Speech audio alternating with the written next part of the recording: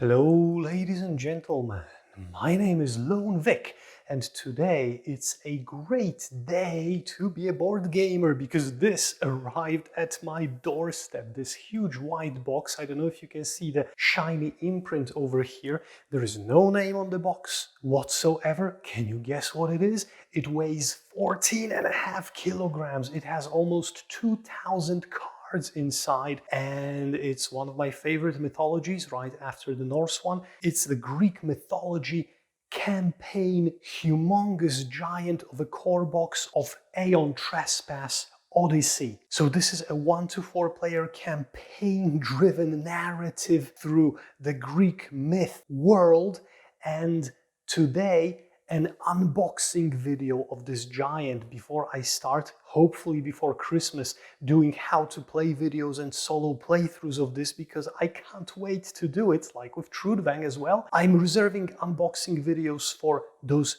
huge, very sensational games that I've been waiting for so long, and this is definitely one of them. So let's get into it and let's see what's inside this huge box and why does it weigh so much.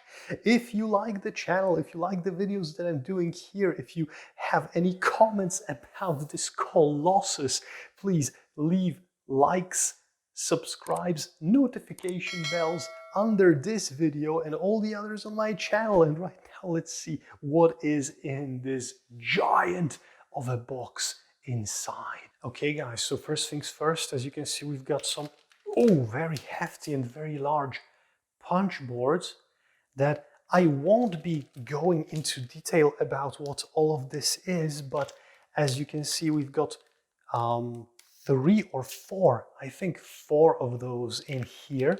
So a few cardboard elements, as you might see. Yes, let's put them aside for now because, well, they're not the most important thing. Here is the combat board. So this is where you will be fighting all of your enemies, and take a look at the artwork on this beauty. I have to unfold it carefully. Take a look at this. It looks great. It's similar to Kingdom Death Monster when it comes to the mood, definitely.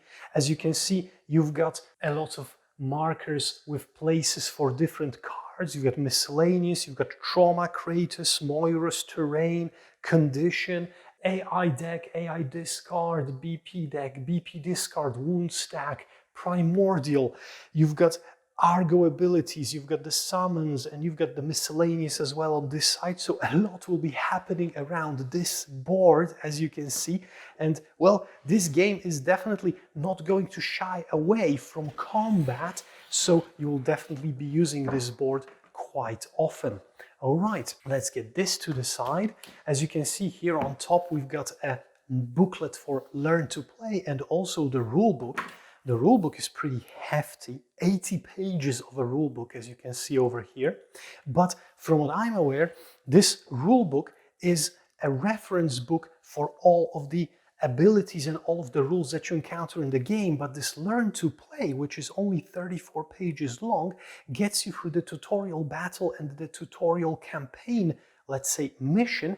And this kind of kicks you off and helps you learn to play step by step, so it might be an easy experience to get into. I'll see once I finish this. And here I've got the book for Cycle 3, so this is the third, let's say, stage of the campaign, the Pitiless of the Sun. And let's take a look at how it looks inside, without any spoilers, of course. So guys, take a look at this. Tiny text, maybe, but how much content in just one campaign book do you have here? And at the end of each campaign book, you also have all the sheets that you can copy for which are needed for the campaign. And this is only the 3rd cycle. There will be expansions for the 4th and 5th one that I also pledged for, but this core box has 3 campaigns inside. So this one has 136 pages. Okay, and now I think the moment we have all been waiting for. So let's check what's under this cardboard first, over here. And as you can see, we've got, these are, apart from a few miniatures, that let's zoom in at this one to see how great it looks like. The detail on the miniature is, well, quite excellent, I would have to say. Definitely a very high quality job here. I love it. And as you can see, we've got quite a few of them here, but we also have some elements that, I don't know if you can see that well, hope you can, have those kind of protruding connectors. So this suggests that they will be connected to some other miniatures or other elements of those plastic components. And also we have these, well, bases, I would say.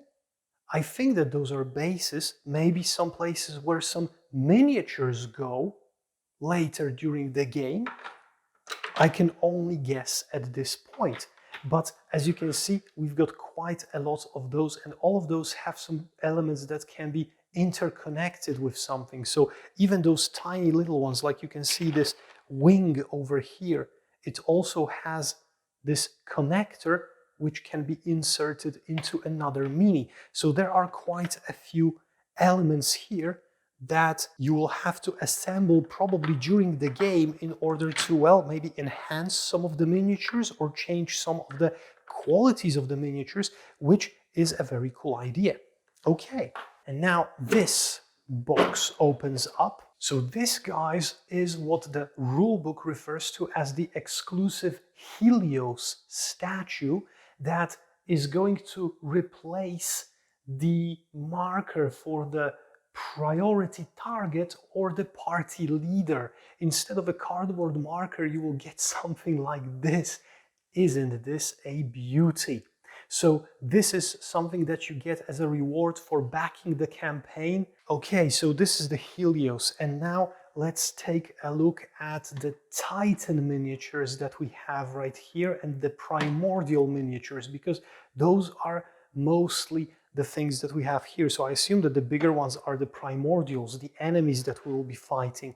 Let's get through those one by one. Take a look at how much detail we have here on those miniatures. This is definitely going to be one of the more beautiful games for painters of miniatures that you can get. And I am so happy that I decided to back it, because not only does it have, look at the skulls here in the flames, look at all those details on the legs. This is great.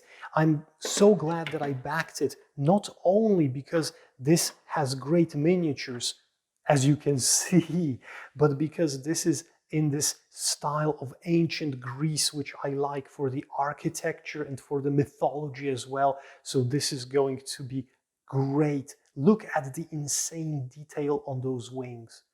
This is definitely going to put a lot of the miniatures I have in other board games to shame right now. This is the Argo miniature. So this is the ship that we will be traveling on throughout the game, as you can see.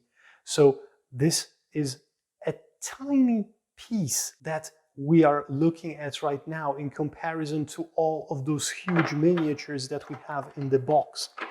I won't be going through all of them right now here, but I will just take out a few more just to show you the great detail on those miniatures. Look at the bases, the columns falling down, the cracked columns standing up, all those tentacles and the ruins and everything. It really looks like destruction came to ancient Greece to stay. Or for instance, this guy. I have no idea what it is, but it's got 4 faces and some hands or arms protruding from this ball and those mechanical legs and everything. This is going to be brilliant. And then those are, I assume, the Titans that are standing on those broken ships, as it were, and they will be fighting those primordials. So for instance, we've got another one here, just to show an example. I guess that this is also a Titan miniature. And again, the detail on the bases and the minis itself is extraordinary in my opinion. This is definitely a great job from Into the Unknown to create something so beautiful as this. So let's take out this element over here. But before we go into all of those cards and all of this what's going on here, let's open this up for a moment and take a look at the 3 biggest primordials. This doesn't even fit into the camera viewport well right now. Take a look at this. This is, it's the size of my hand, basically. And as you can see here, those are the indentations, I think, and maybe here as well, but definitely this one, for those elements that we will be adding from the ones that you've seen previously in the video. Take a look at the scale of this monster. And it's so detailed and it's so nicely done. This is a very hefty plastic mini.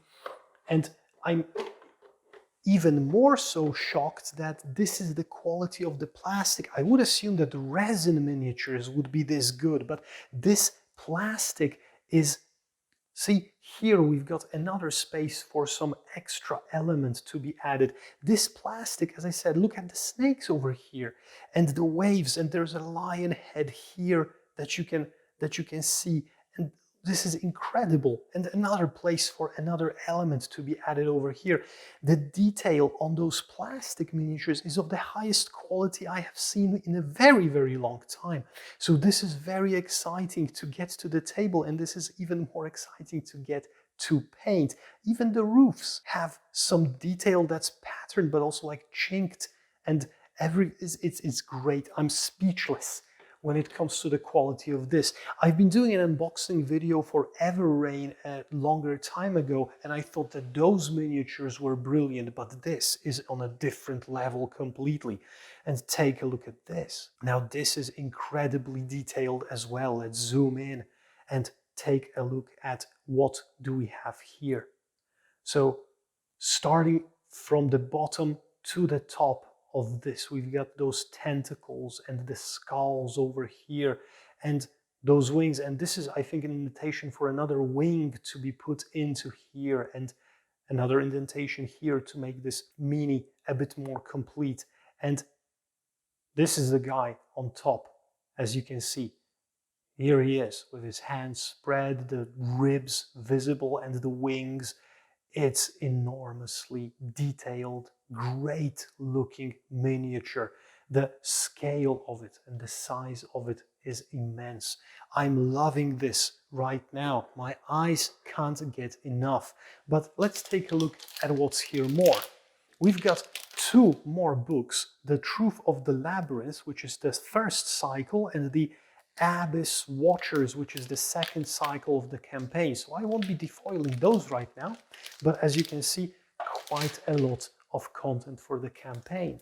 There is also a stack of large cards, which are the Titan cards that we will be using, and also the enemy cards. Probably all those primordials are hidden here too. So Herodotus is the Dreamwalker that we have on top. We can see what the graphics are. And on the other side, we can see something very mysterious right now without understanding the rules yet, with the Sun Descendant. Who knows what this is? And inside, this is the space for all the tokens, I assume. And traditionally for campaign games, as you can see, we've got a lot of secret envelopes. HN1, 2, Alpha, G, S, and U, and they are all sealed, so I won't be opening them up obviously right now. Quite a lot of dice, which look like they are of very good quality as well. We've got the pins that we'll be using to connect the Triskelion dials together, and we've got oh so many cards. So let's start with these over here, because there are, as you can see, quite a lot of those. Those are the terrain cards that you will be traveling on in all of those cycles. So you'll be visiting those places and you'll be uncovering the map step by step, floating, or yes, journeying with the Argo on them. And there are different numbers here, as you can see, and the colors, from what I remember, reference the cycles. So the brown would be the first one, the red is probably the second one, and the last one would have a different color as well. So this is it. And here we've got a secret deck, as you can see, secret deck 9, the large cards, no trespassing. We can see one technology card over here, but well, no trespassing. So let's not go into there. And we've got quite a lot of decks here. So double wound cards, and here we've got some more cards of unknown use. We've got single wound cards, we've got the AI cards over here, the BP cards over here. All of those abbreviations will come into focus once I do a video on how to play and once I understand those rules myself. We've got the pincer slash, the attacks, here we got secret deck 7, no trespassing. Those are the dividers for those secret decks as well. So once you organize all of those dividers will help you navigate through the decks, just not to spoil anything. And we've got the BP cards for the respective primordials, the Hecaton, the Nietzschean, for example, in this case. And we also have a lot of smaller cards over here, and I won't be taking all of them out, but as you can see, exploration cards, and we've got some story cards as well, and quite a lot of content here to play through all of this. So guys, I will return this to the box while I'm talking still with you here, so you managed to see a very little glimpse on those miniatures that are inside this box. And I will also return the dice into here and the secret envelopes over here where their place was. And this is the cards with the enemies and the heroes, and on top, sorry for the rustling noises, we will put the books. So you were able to see some of the big miniatures. I will return for just one more moment with the tray of all the other miniatures so that you can look at how many of them there are and how even on this angle and in this light you can still see how much detail there is on each and every one of those. And these go here, I assume, and they're covered with this, and then we have those additional elements that we can cover up still. Let's set it up so that it looks like brand new. And the rule book and the cycle book, and also the battle board over here. As you can see, everything fits very well into place. And the punch out boards that I'm not yet even punching out. And I have no idea if you can see it, but Aeon Trespass Odyssey is stamped here on this box as well. But the box is so minimal when it comes to the design. It's so sleek that I just simply love it. I love to have it on my shelf. Okay, guys, so enough of the unboxing goodness. Hopefully in a week or two I will be able to come back here to my channel with a how to play video on this monster and talk about what to do in the campaign and how to battle all those primordials, and talk to you more about how this game plays, and maybe even do a solo playthrough before Christmas or before New Year's at least. But for now, I myself have to be satisfied with this unboxing only, and well, I have almost 100 pages of rulebooks to read right now to figure all of this out. So thank you for watching, thank you for being with me, guys. If you got the box already as well, or if you have already played the game, feel free to write in the comments, but without any spoilers, please. What's your take on this giant? And well, let's share some ideas and some opinions. Thank you for watching, guys. If you like this video, please click the like button, hit the subscribe and ring the notification bell. Stick with me on my channel here. Check it out regularly. I'm uploading new content on a regular basis. And for now, thank you very much for watching. My name was Lone Vik. This was Aeon Trespass Odyssey, a gigantic 14.5 kilo box of goodness. And see you next time. Have a great day. Bye-bye.